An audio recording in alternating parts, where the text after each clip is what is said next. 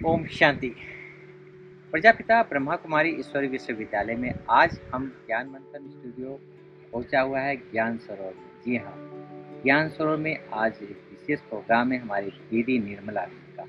और इसी दौरान हमारी मुलाकात एक ऐसी व्यक्तित्व से हो गई जो सदा ही परोपकार की सेवा में निस्वार्थ भाव से भारत के कोने कोने पर अपने प्रवचन से सबको अभिभूत करती रहती। ऐसी देवी हैं उमा जी। आप आंध्र प्रदेश से निकली हैं और करीब 30 सालों से आप मध्य प्रदेश वहाँ पर अपनी सेवाएं दे रही हैं। हम उन्हीं के मुखारबिंद द्वारा और उनका ही व्यक्तित्व हम निखार देंगे, कैसे इन्होंने अपने जीवन को गीता बना लिया और उस गीता के आधार पर अपने जीवन से सबको अभिभूत करती रहती हैं, भागवत कथा भी कराती हैं और अलग अलग स्थानों पे विंग के द्वारा भी बहुत सारी सेवाएं होती हैं। ऐसे ही हमारी देवी बहन जी का बहुत बहुत स्वागत करते हैं। बहन जी ओम शांति। ओम शांति। बहन जी आपका जन्म कहाँ हुआ? मेरा जन्म आंध्र प्रदेश के अंदर पश्चिम गोदावरी जिला में ताड़ेपलगुड़म नाम है उस तहसील का। उसमें एक गांव है आरुल्ला, तो उस गांव में हुआ। और आपकी पढ़ाई लिखाई? 10वीं तक तेलुगु मीडियम में पढ़ी थी, फिर उसके बाद मैंने इंग्लिश मीडियम लिया था। मैंने मैथमेटिक्स से 11th और 12th कंप्लीट की। 10th में भी क्लास फर्स्ट थी, स्कूल फर्स्ट, और 11th 12th में भी क्लास फर्स्ट थी। फिर ऑल इंडिया की लेवल से बीएससी में कंप्यूटर साइंस जो है उस समय इंट्रोड्यूस किया गया था। वो थर्ड बैच थी ऑल इंडिया की, उसमें मेरे एंट्रेंस जो है एक दूसरी जिले में हो गया था, तो मैं वहाँ पे बीएससी कंप्यूटर साइंस की। फिर उसके आपने बाद जैसे कि पढ़ाई वगैरह करने के बाद माँ बाप की इच्छा होती है कि बच्ची पढ़ लिख के फिर अपना शादी ब्याह करे, अचानक आप ब्रह्मा कुमारी के संपर्क में कैसे आ गए? जब मैं 10वीं पढ़ती थी तभी मैं रेगुलर जो है वीणा सीखने के लिए एक स्कूल था चैरिटी वाले किया, उसमें मैंने ज्वाइन की थी। तो मैं रेगुलर वहाँ पे वीणा वादना करती रहती, तो संगीत से भी बहुत रुचि थी। और दूसरा मेरे को पढ़ाई में बहुत इंटरेस्ट था। तो वहाँ पर क्या होता है, दक्षिण प्रसार सभा करके एक हिंदी की क्लासेस चलते थे, उसमें एग्जाम्स रहते थे पूर्वार्था तक, उत्तरार्था, फिर प्रवीणा, वो सारे रहते थे। तो उन सारे एग्जाम्स को भी हमने जैसे ही छुट्टियां आती थी गर्मियों की, उन छुट्टियों में वो पढ़ने के लिए वहाँ ज्वाइनिंग ले लेते थे। फिर वहाँ हमने पूरी एग्जाम्स दिए थे। और हमारे स्कूल में भी संस्कृत जो है सिखाया जाता था, उसमें बहुत रुचि थी, वो संस्कृत भी सीख रहे थे। और हमारे यहाँ पे क्या था, नॉर्थ इंडिया से कुछ संत महात्माएं आकर के रामायण के ऊपर, गीता के ऊपर और शिव पुराण के ऊपर, अनेक शास्त्रों के ऊपर वो अपना प्रवचन देते थे। तो वो प्रवचन भी हम सुनने के लिए रेगुलर जाते थे। भक्ति की भावना बहुत अच्छी थी, क्योंकि मेरा नाम उमा है, तो मैं हमेशा यही चाहती थी कि शिव जी के साथ ही मेरा अविनाभाव संबंध हो। इसलिए मैं हमेशा शिव का नाम लेती रहती थी। और मैं कहती थी मेरे पिताजी से, पापा आप जब भी लगता है आपको कि मेरे को लड़की को ब्याह करवाना है, बाहर भेजना है, तो आप मेरे को कहना, मैं उड़ीसा की जंगलों में जाऊंगी और वहाँ मैं योग लगाऊंगी और वहाँ मैं तपस्या करूंगी और मेरे लिए परमात्मा परमपिता शिव ऊपर से नीचे आएगा। ये मैं हमेशा कहती थी। कि पिताजी ने फिर आपको डांटी नहीं मारा कि ये तुम क्या बोल रही हो, तुम्हारा दिमाग खराब है, ऐसा कुछ बोला नहीं? नहीं बोला, कारण पापा देखते थे कि हर चीज में नंबर 1 है, लेकिन इसके अंदर वैराग्य की ख्यालात कैसे हैं। क्योंकि मैं देखती थी वहाँ पर जो मेरी सराउंडिंग्स में जो भी परिस्थितियाँ चलती थी, उन परिस्थितियों को देख करके मेरा मन भी विचारों में डूबा रहता था। क्योंकि कोई आत्मा आती थी इस धरती पे, या कोई आत्मा इस धरती से ऊपर जाती थी, तो मेरे मन में संकल्प आता था कि आत्मा आई कहाँ से और जा कहाँ रही है। ये संसार में लोग इतना दुखी क्यों होते हैं, और व्यक्तियों की जो परिवर्तन आता था, उस परिवर्तन को देख करके मेरे को बहुत ज्यादा चिंतन चलता रहता। अगर कोई इंसिडेंट पहली बार ही अक्कर होती थी, लेकिन मुझे लगता था ये पहली बार नहीं हुआ है, ये इसके पहले भी हुआ है। तो बहुत सारे ऐसे केसेस मेरे साथ हुए थे। वो होता था लाइफ में पहली बार, लेकिन मुझे लगता था ये इसके पहले भी हुआ है। आपके लौकिक घर में कितने भाई बहन? 2 भाई थे और 2 बहनें हैं हम लोग। तो पहला वाला भाई जो था वो स्टेनो था, एलएलबी कंप्लीट किया था उसने। और नेक्स्ट मैं थी, तो मैंने भी ऐसे कंप्यूटर साइंस कंप्लीट किया था। और दूसरी मेरी छोटी बहन है, सुंदरी बहन नाम है उनका, वो भी ब्रह्मा कुमारी है वर्तमान समय, उसने भी उस समय भी काम किया था। मेरा एक और अच्छा, आपकी बहन भी ब्रह्मा कुमारी है? ये दोनों बहनें ब्रह्मा कुमारी के संपर्क में कैसे आई अचानक? हाँ, हमारे घर के सामने ही गीता पाठशाला खुली थी। तो उस गीता पाठशाला के अंदर जो है 7 दिन का कोर्स करवा रहे थे। तो पापा ने मम्मी को कहा था कि गीता के ऊपर प्रवचन होता है, तो तुम चले जाया करो सुनने के लिए। तो पापा जाने लगे। तो पापा के बाद जो है हमारी बहन छोटी वाली जाने लगी। और मैं हर हफ्ते में सैटरडे संडे को ही घर आती थी कॉलेज के कारण। उन्होंने कहा कि चलो वहाँ बहुत अच्छा ज्ञान है। तो मैंने वहाँ अंदर जा कर के देखा। उस परमात्मा के चित्र के अंदर, ड्रामा के चित्र जो थी उसके अंदर सृष्टि चक्र में लिखा हुआ था, आप यहाँ पहली बार नहीं, 5000 वर्ष के पहले भी आए थे, आज भी आए हो, फिर 5000 वर्ष के बाद भी आओगे। तो वो जो एक सेंटेंस था, तो वो मेरी माइंड के अंदर घर कर गए। मतलब मेरे को जो कुछ भी इंसिडेंट्स दिखाई दे रहे थे, इसका मतलब ये पहले भी हुआ था। और ये आज मुझे जो प्रीवियस रिकॉर्डिंग है वो मेरे सामने आ रहा है। तो मुझे समझ में आ गया था कि मैं आत्मा हूँ, परमात्मा की संतान हूँ।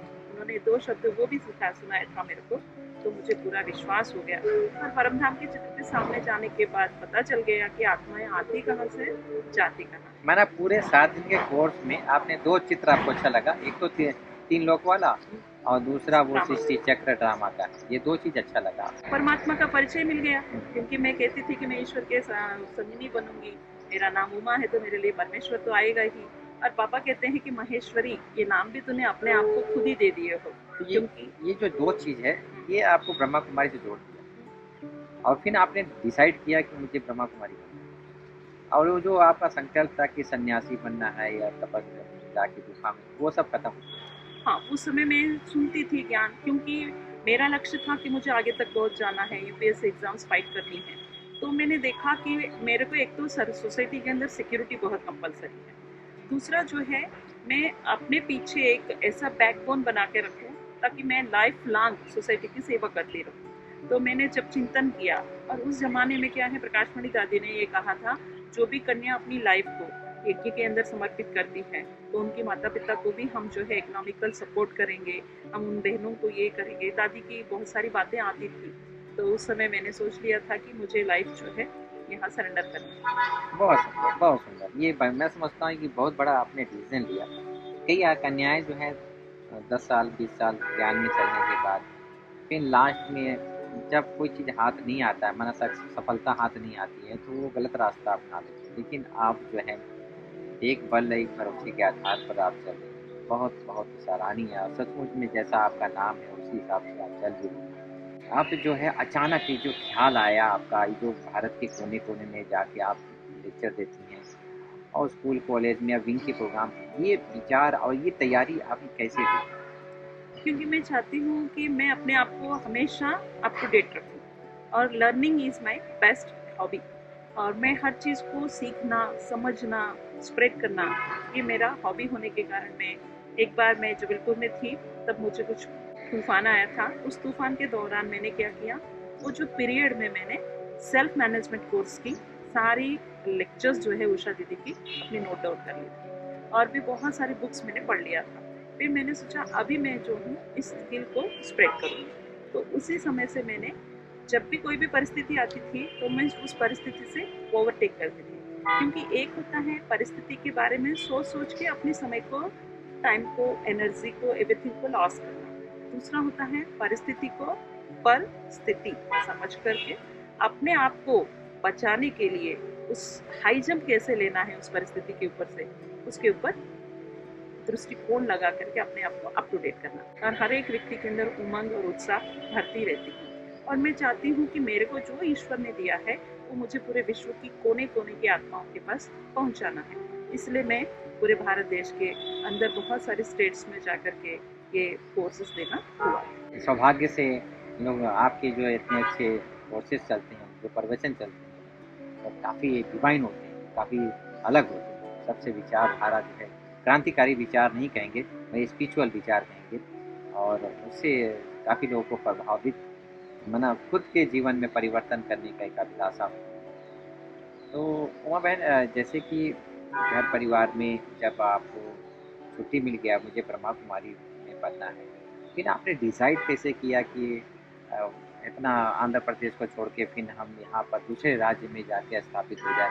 ये विचारधारा कैसे आई और फिर माँ बाप भी छुट्टी नहीं देते ऐसे, ये कैसे मिल गई छुट्टी? मेरी जो बहन मेरे से एक साल छोटी है, वो जब एक बार विशाखापट्टनम के अंदर भर्ती हुआ था, तो आशा दीदी दिल्ली से गए थे, तो वो उस भर्ती को अटेंड करने के लिए गई थी। उसको मेरे से भी ज़्यादा वैराग्य था, तो वो सोचती थी कि मैं अभी की अभी ब्रह्मा कुमारी बनूं। लेकिन आशा दीदी ने कहा नहीं सुंदरी बहन, पहले तुम बीकॉम कंप्लीट करो, फिर उसके बाद ही यज्ञ में आना करके उन्होंने बोला था। तो फिर उसने कहा कि तुमको भी डिग्री कंप्लीट करना है, मेरे को भी करना है, उसके बाद अपन दोनों ही जा करके सेवा करेंगे। और पापा जो है हमारी पहले एंटी थे। पापा हमारी मम्मी को कुछ समय जाने दिए, फिर उसके बाद उन्होंने रोक लगा दिया। फिर मम्मी आश्रम में जाना बंद हो गई थी, और पापा जो है हम लोग को स्ट्रिक्ट वार्निंग कर दिए थे कि कोई भी आश्रम में मुरली सुनने नहीं जाए। तो हमारे आश्रम के अंदर वहाँ गीता पाठशाला में क्या होता था, सुबह 3:30 बजे क्लास होती थी। 3:30 से 4:45 बजे तक मेडिटेशन होता था, 4:45 से 5:45 बजे तक मुरली होती थी। तो हमारी सुंदरी बहन और मैं, हम दोनों जो है 3:30 को उठ के चले जाते थे, योग करके मुरली सुन के 5:45 बजे घर के अंदर आके सो जाते थे। तो पापा जब उठते थे 6 बजे, तो देखते थे कि दोनों लड़कियां जो है पलंग पे सोई हुई हैं। तो उनको मालूम ही नहीं होता था कि हम मुरली करके योग करके वापस कमरे में आ गए हैं। हम पीछे की दरवाजे से चले जाते थे रोज की रोज। और पापा शाम को आते थे 8 बजे, और क्लास जो है 6 बजे से 7:30 तक चलती थी। योग और क्लास करके हम शाम के 7:45 को आ जाते। पापा को पता ही नहीं चला कि हमारी 2 लड़कियां जो है पुरुषार्थ कर रही हैं। मैंने गुप्त रीति से हाँ, मुरली और ज्ञान योग से कनेक्ट है, तो वो एक बचाव सुरक्षा कवच रहा आपका। क्योंकि माँ बाप अगर विरोध में हो जाए तो हमारा दूसरा पड़ाव है ये कि हम अपना गुप्त रास्ता निकालें, और जो उसमें आप सफलता भी। कितने साल तक ये संघर्ष रहा आपका? ये संघर्ष चला 3 साल तक। 3 साल तक 3। गुप्त रीति से आप ज्ञान वर्षा से आप अभिभूत होते रहे। क्योंकि मैं जहाँ रहती थी, पढ़ाई करती थी, वहाँ एक छोटा सा गीता पाठशाला था, और उस गीता पाठशाला के अंदर कोई मुरली नहीं सुनाते थे, क्योंकि वहाँ हिंदी नहीं आती थी। तो मैं रोज शाम को क्या करती, वहाँ 6 बजे जाती थी। मेरे 3 ट्यूशन थे, फिजिक्स, केमिस्ट्री की, मैथ्स की, बीएससी कंप्यूटर साइंस का था। तो मैं वो ट्यूशन खत्म होने के बाद वहाँ मुरली सुनाने के लिए जाती थी। मुरली सुना के कोई ना कोई व्यक्ति को मैं ढूंढती थी, नया न्यू कमर, उसको मैं ज्ञान सुनाती। उसके बाद जाके मैं अपने कमरे में गुजर लेती थी। मेरा नियम था कि जब तक मैं किसी नया व्यक्ति को ज्ञान नहीं सुनाऊंगी, तब तक मैं खाना नहीं खाऊंगी। ये धारणा दादी जानकी के अंदर कि नाश्ता वो नहीं करती थी जब तक वो दूसरों को ज्ञान नहीं सुना दे, तब तक वो नाश्ता नहीं करती थी। जब विदेश में भी यात्रा की है उन्होंने, तो ये उनकी बहुत अच्छी, और वो धारणा आपने अप्लाई किया है, बहुत सुंदर। मैं समझता हूँ कि वही एक धारणा रहा जो हर चीज़ को आप ऑब्जर्व कर पाई और सेवाओं को चार चांद लगा दिया। तो फिर अचानक ये आप इंदौर में, एमपी में कैसे आ गई? हाँ, पापा क्या करते थे, हमको मना करते थे अगर मालूम पड़ता था तो, क्योंकि गांव वाले थोड़ा सा भड़काते थे कि आप 2-2 लड़कियों को सन्यासिनी बना दोगे, पैसा बचा लोगे, शादी नहीं करना चाहते हो। ऐसे बहुत सारी बातें तो पापा को कहते थे। और पापा को एक बार जो है मद्रास में ऑपरेशन हुआ था गैस्ट्रिक के कारण, लेकिन वो प्रॉब्लम फिर से रिवाइंड हो गई थी। तो पापा रात भर सोते नहीं थे, तो उनको बहुत दर्द होता था। हम कहते थे कि शिव बाबा को याद करो, तो बाबा आपको ठीक कर देंगे, बाबा आपको मदद कर देंगे। तो बाबा जो है इनको बहुत सारे अनुभव करवाते थे। एक बार पापा को क्या हुआ था, सपने में शिवलिंग आया था, शिवलिंग से 2 हाथें आई थी, एक सोने की कटोरी था, उसमें खीर थी, वो चम्मच से सोने की पापा ने बाबा को खिलाया था। तो पापा को बहुत अच्छा लगा, और रोज रोज हम लोग क्या करते थे, अव्यक्तवाणी पापा को सुनाते थे। और दूसरा, हमारी राइस मिल में हमारी पार्टनरशिप थी पापा की। अचानक वो पार्टनर ने क्या किया था, कल से आप राइस मिल में मत आना करके पापा को अच्छा, मना कर दिया? मना कर दिया। अच्छा। तो उसके कारण भी पापा को बहुत ज़्यादा स्ट्रेस हुआ था, क्योंकि हम 4 बच्चे थे, चारों ही पढ़ाई कर रहे हैं, और सारे के सारे लोगों का डिग्रियां चल रही थी। इनकम कहाँ से? इनकम कहाँ से होगा। और वो उस समय हमारे पापा को 600 रुपये देते थे महीने का, और 75 किलो की चावल की एक कट्टा देते थे, और वो भी 2 महीने के लिए देते थे। यही हमारा जो है पूंजी थी महीने भर का। लेकिन अब अचानक नौकरी भी छूट गई, और फिर बीमारी भी ने भी उथल खाई, तो पापा को समझ में नहीं आ रहा था मैं क्या करूँ। फिर हमारी सुंदरी बहन क्या करती थी, हर रोज जो है पापा को अव्यक्तवाणी सुनाती थी। केस नहीं लगाना है, जो हुआ बाबा बैठा है, सब ठीक कर देगा बाबा। तो धीरे मैंने धीरे, सांत्वना दे रही। और बाबा की फोटो में जब भी पापा बैठ के देखते थे, उनको यहाँ पर कभी मम्मा दिखाई देती थी, कभी स्वर्ग दिखाई देता था, कभी परमधाम दिखाई देता था। तो इतने सारे साक्षात्कार पापा को होते थे, तो फिर पापा को धीरे धीरे परमात्मा के ऊपर विश्वास होने लगा।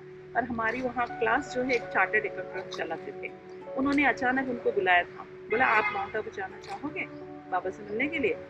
बल्कि हम रोज सुनती बहन और मैं जो है 2 बजे उठ करके योग लगा लेते थे और मुरली सुनते थे, सब कुछ करते थे। और मैं रोज बाबा को कहती थी बाबा मुझे माउंट आबू जाना है, उनसे मिलना है।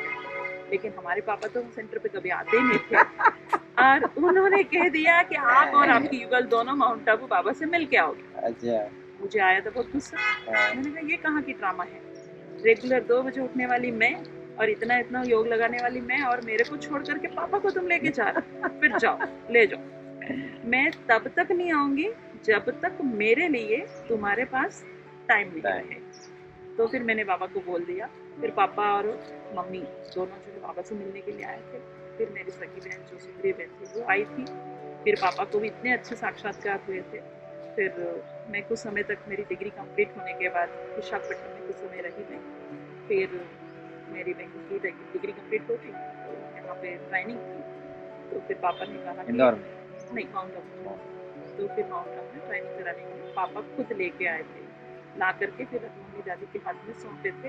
ये दोनों कन्याएं आपकी हैं, आपको ऑल इंडिया में जहाँ भेजना है वहाँ आपको मैं छुट्टी दे देता हूँ, आपको जहाँ भेजना है वहाँ भेज सकते हैं। तो रत्नमोहिनी दादी हर साल जब भी हम माउंट आबू आते थे हमारे को पूछती थी माँ सुंदरी कैसे हो, बढ़िया, सेटिंग अच्छी हो गई है। दादियाँ भी हमें बहुत प्यार से बिहेव करती थी। दादी ने कहाँ भेजा? हाँ, उस समय क्या हुआ था, हमारे ट्रेनिंग के अंदर 430 कन्याएं थी। वो कन्याओं में भी कुछ कन्याएं जो है ऑल इंडिया में जाने वाली थी। हमेशा क्या होता था, सब कन्याओं को पूछते थे कौन कहाँ जाएंगे, वापस कौन सेंटर पे चले जाना चाहेंगे, कौन बाहर जाना चाहेंगे। तो सारी बहनें जो है उठती थी, हमको दादी चंद्रमणि जी कहते थे आप दोनों रुक जाओ, आप दोनों बैठ जाओ। कहते कहा था कि मैं आप दोनों बहनों को देखी हूँ, आप लोग इतने इनोसेंट हो, कोरे कागज हो। वाकई में हम कोरे कागज थे उस जमाने में भी, आज के ज़माने में। कारण कि हमने अपनी आत्मा को इतना साफ स्वच्छ रखा है, हमेशा ही पीछे जो हो चुका है उससे पाठ लेना है और आगे बढ़ना है, ये हमारा लक्ष्य रहता है। और हर बार जो है हम लोग जो है बाउंस बैक कहते हैं ना, तो कोई भी अगर बात से नीचे हुआ है ना, जितने नीचे गए हैं ना उससे भी हाई लेवल तक बाउंस बैक करते आए हैं। और किसी को भी हमने लाइफ में देखा ही नहीं, एक ब्रह्मा बाबा, क्योंकि ब्रह्मा बाबा की जीवन कहानी को हमने आदिदेव फर्स्ट पार्ट और सेकेंड पार्ट पूरा मैंने तेलुगु में ट्रांसलेट किया था, लेकिन उसको प्रिंट करने में किसी को दे नहीं पाई थी। लेकिन हम बाबा की जीवन कहानी से बहुत बहुत इम्प्रेस हुए थे कि दुनिया में अगर कोई है इतने अच्छे संस्कार, क्योंकि मैं एक एक चरित्र की बात को मैं दोहराती हूँ बाबा की। आज भी मुझे 34 साल हो रहा है, फिर भी मैं ब्रह्मा बाबा की जीवन कहानी को सामने रखती हूँ। बाबा ने इस परिस्थिति में क्या किया और मुझे क्या करना चाहिए, और बाबा की क्या सोच थी, बाबा की क्या कर्मों की विशेषताएं थी, बाबा कैसे रहते थे, बाबा ने कैसे चैलेंजेस को फेस किया, ए टू जेड चीज़ों को मैं ब्रह्मा बाबा की जीवन कहानी से कंपैरिजन करती हूँ। जैसे ब्रह्मा बाबा तो एक प्रकार से इंजन थे, उनके पास शिव बाबा था। लेकिन जब हम बच्चों के प्रति कोई वैसा कोई समस्या आती है, मानसिक रूप से, आर्थिक रूप से, सामाजिक रूप से, या ब्राह्मण परिवार में कोई भी समस्या आती है, तो उसको आप कैसे पार करती हैं? सेल्फ पावर से, क्योंकि जैसे आज तक हम माउंट आबू आते गए, ना किसी के पास जाकर के हमारी समस्या को नहीं सुनाया था, ना उनसे हमने समाधान लेने की कोशिश किया। क्योंकि मेरा नेचर था हर रोज जो है रात को सोने के पहले एक अभिवाणी पढ़ने का, और दूसरा हर रोज जो है मैं बाबा को लेटर लिखती हूँ। जब भी परिस्थिति आई, उस परिस्थिति जैसे ही आती है वैसे ही परिस्थिति के समय से लेके परिस्थिति टिल एंड नहीं होती है तब तक मैं बाबा को लेटर लिखती हूँ, और लेटर लिख के मैं बाबा के सामने रख देती हूँ। और मैं जो भी गोल्स सेट करती हूँ वो गोल्स में भी इतनी सारी स्ट्रगल करनी पड़ती है। लोग मुझे देख के कहते हैं इतनी बड़ी बड़ी ऊंची ऊंची गोल्स रख लेते हो, हाउ कैन यू फार, क्योंकि इनको तुम कैसे डिफीट करोगे, तुम कैसे आगे बढ़ोगे। मैं कहती हूँ आई एम पॉसिबल। लोग कहते हैं इम्पॉसिबल, मैं कहती हूँ आई एम पॉसिबल। जैसे कि आपने दादियों को देखा, तो विशेषकर इस दादियों से आपके जीवन में क्या प्रेरणा मिलती है, उनके जीवन से आपको क्या प्रेरणा मिला? जैसे मैं चंद्रमणि दादी को देखती हूँ, चंद्रमणि दादी जो है बहुत लीडर है, क्योंकि पंजाब जोन के अंदर जो भी समस्याएं उस समय चलते थे, उन सब चीज़ों को चंद्रमणि दादी ने कैसे फेस किया। तो मैं उस दादी से धैर्यता को ज़्यादा ली और करेज, यस, क्योंकि मेरा लक्ष्य रहता था, जब मैं छठी में पढ़ती थी तब से मेरा लक्ष्य था हर साल मुझे कुछ ना कुछ मेरिकल अपनी लाइफ में नोट करके रखनी। मैं 5वीं से ही मेरा डायरी मेंटेनेंस करके आ रही हूँ। जब भी साल पूरा होती है तो जनवरी से लेकर के दिसंबर तक मैंने क्या किया, उसमें मैंने जो गोल सेटिंग की थी जनवरी फर्स्ट महीने में, और दिसंबर तक मैंने उसको फुलफिल किया कि नहीं किया, नहीं कर पाई तो इसका रीज़न क्या है, उसको मुझे फुलफिल करना है तो मुझे और क्या क्या एम्पावर होनी है, अपने आप को स्ट्रेंथन करनी है, उसको मैं देखती थी।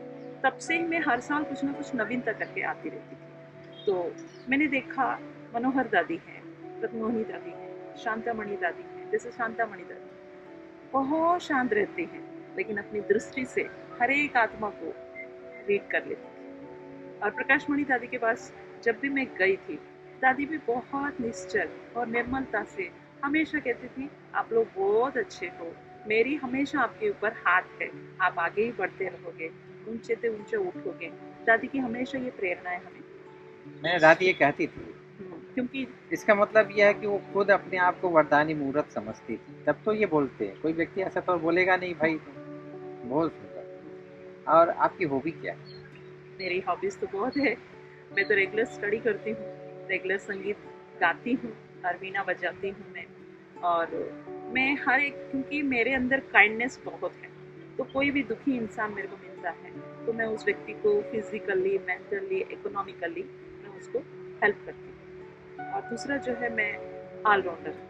आप अगर मेरे को अभी उठा करके, जैसे दीदी आप यहाँ पे ये ड्यूटीज़ हैं आपको फुलफिल करना है, तो मैं बहुत दिल से वो काम करती हूँ। चाहे वो भोजन बनाना हो, भोजन कराना हो, या लेक्चर देना हो, या योग तपस्या में बैठना हो, मैं एक हर कार्य को दिल से करती हूँ। माना एक्यूरेट, हर काम एक्यूरेट भी, और पंचुअल, एक्यूरेट, हाँ, सब कुछ। पंचुअल और एक्यूरेट। बहुत सुंदर। आपकी दिनचर्या क्या? मैं मॉर्निंग जो उठती हूँ तब से ही बाबा को याद करना, फिर उसके बाद जो है वॉकिंग करती हूँ, फिर उसके बाद जो है मुरली के लिए तैयार होती हूँ, फिर मुरली होने के बाद जो है नाश्ता के बाद जो है गार्डनिंग करने चली जाती हूँ, फिर गार्डनिंग के बाद आती हूँ 11 बजे के बाद, फिर मैं संगीत बजाती हूँ, वीणा बजा लेती हूँ, हारमोनियम बजा लेती हूँ, फिर उसके बाद जो है भोजन में मदद करवाती हूँ, फिर शाम को जो है 6 बजे, 6:30 बजे से हम 8 बजे तक योग करते हैं, फिर उसके बाद जो है मुरली सुनाती हूँ बस। फिर उसके बाद जो है और कुछ स्टडी होती है या लिखाई होती है हर रोज। रात को लेटर देकर सो जाते? आप बचपन में भगवान किसे मानते हैं? मैं शिवलिंग को भगवान मानती हूँ। नहीं, मूर्ति तो बहुत सारे थे, हाँ, देवी देवताओं, उसको ओके। भगवान नहीं मानते?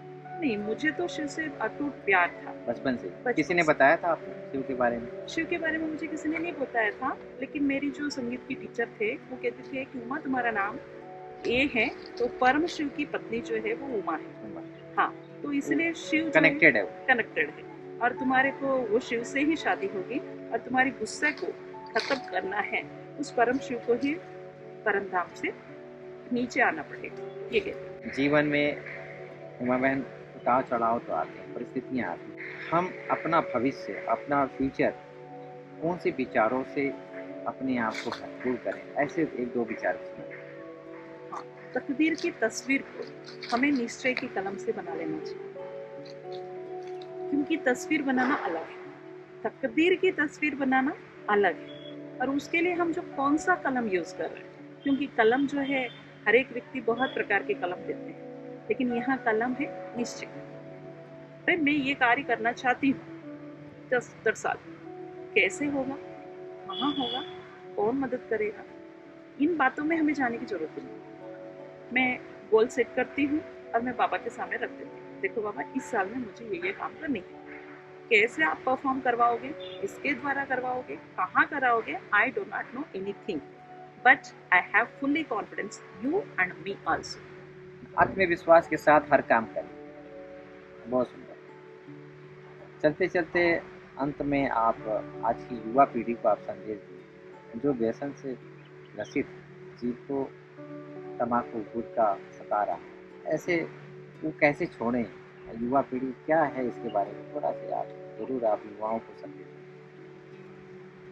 कहते हैं ना, युवतु बन वर्म महान, तू है सारे जग की शान। वास्तव में युवा जो है पूरे विश्व के लिए शान है, लेकिन उस यंग एज के अंदर व्यक्ति अगर व्यसनों की तरफ मुड़ जाता है तो उसका लाइफ जो है स्पॉइल हो जाता है। अगर उस समय उसको बचा लिया जाएगा वो व्यक्ति शिखराग्र तक पहुंच सकता है।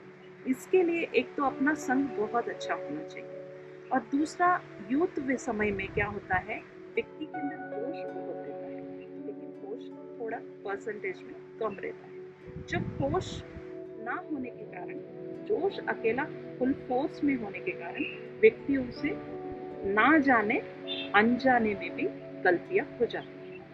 तो अगर एक व्यक्ति से कुछ गलतियां हो गई है, वो गलती हो गई है, उस गलती से कुछ पाठ पढ़ के व्यक्ति आगे बढ़ने की सोचेगा, he will be top on this world. अगर उस व्यक्ति ने उसी बात को बार बार चिंतन करते, मनन करते डिप्रेशन में चला जाएगा, वो अपनी लाइफ को स्पॉइल कर लेगा। तो व्यसन एक ऐसी चीज है, आज हम देखते हैं मोबाइल बहुत बड़ा व्यसन हो गया। वास्तव में ड्रग्स और तंबाकू ये सारे तो व्यसन है ही, और जो भी चीज के लिए व्यक्ति अगर हैबिचुअल हो जाता है, उसके बिना वो रह नहीं सकता है, वो उसकी उसकी स्लेवरी से स्वयं को बचाना है, तो उसके पास पावर होना मस्ट एंड शुड है। तो जैसे अभी हम लोग देखते हैं बहुत सारे रिहैबिलिटेशन सेंटर्स खुले हुए हैं। अगर व्यक्ति ये पहचान ले कि मेरे को ये लत लग गई है, तो मैं अब इस लत से ऊपर उठना चाहता हूँ, जैसे एक संकल्प भी उसके मन में आएगा, तो कहीं ना कहीं से उसको आशा का किरण दिखाई देगी उस दलदल से बाहर आने के लिए।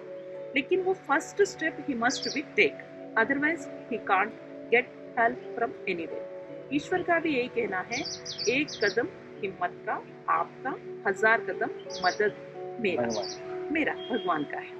और इसीलिए यूथ को क्या करना चाहिए, क्योंकि हम देखते हैं हमारे पास 2 रास्ते हैं, आगे बढ़ना है तो एक चीज को, फॉर एग्जाम्पल के लिए किसी व्यक्ति को ओलंपिक्स में गोल्ड मेडल को ऑब्टेन करना है, एक लक्ष्य रखने से कुछ नहीं होता है। ही must B do that work effort, वो पुरुषार्थ करना पड़ेगा।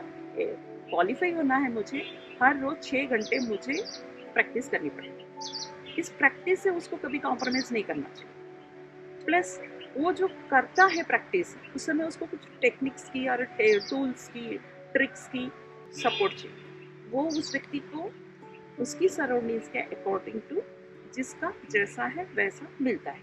लेकिन वो अगर सच्चा पुरुषार्थी है तो कहीं से भी, हम कहते हैं आप अच्छा संकल्प करो, पूरे कायनात से आपको सपोर्ट मिल जाएगा। तो ये बहुत अच्छी बात है। अगर वो युवा अगर अच्छा संकल्प करता है तो उसको कहीं से भी मदद मिल जाएगी। इसलिए मैं कॉलेजेस में जाती हूँ, मैं बच्चों को प्रेरणा देती हूँ, यूथ को, देखो लाइफ में आगे बढ़ने के लिए बहुत बहुत अंदर से एंथुजियास्टिकली होना जरूरी है, और उसके लिए आपको स्वयं को स्वयं ही मोटिवेट करना है। आप कुछ करो तो भी समय लीड हो जाएगा, कुछ नहीं करो तो भी सुबह शाम, शाम रात में ढल जाएगी, महीना अगले 1 महीने के कैलेंडर में चली जाएगी। लेकिन आपने अपनी लाइफ में क्या किया, पीछे मुड़ के देखो तो कुछ वर्क होना चाहिए। इसके लिए आपको खुद को मेहनत करनी पड़ेगी, और संग का असर बहुत ज्यादा पड़ता है। अगर अच्छी कंपनी में जाएंगे तो उनकी लाइफ अच्छा हो जाएगी, मैंने अच्छा संगत रखना चाहिए। तो दोस्तों, आज उमा दीदी ने बहुत ही अच्छे अपने मुखारबिन से हमें सुनाया कि कैसे हम हर पल हर क्षण अपने आप को पॉजिटिविटी में रखें, और सदा ही परमात्मा छत्र छाया के अंदर रहते हुए नकारात्मक हमको छू ना पाए, हम सदा ही पॉजिटिविटी में, ओरा के अंदर रहें। और कितनी भी परिस्थितियां क्यों ना आ जाए, हम हर परिस्थिति में खेलते खेलते पार कर जाते हैं। उस परमात्मा का साथ और अच्छे विचारों का संग है तो नेचुरल है कि कोई भी समस्या नहीं, खेल लगता है। तो इस एपिसोड से एक नए व्यक्तित्व के साथ फिर हम एक बार फिर मुलाकात होंगी। तब तक के लिए बहुत बहुत धन्यवाद। ओम शांति। ओम शांति दीदी।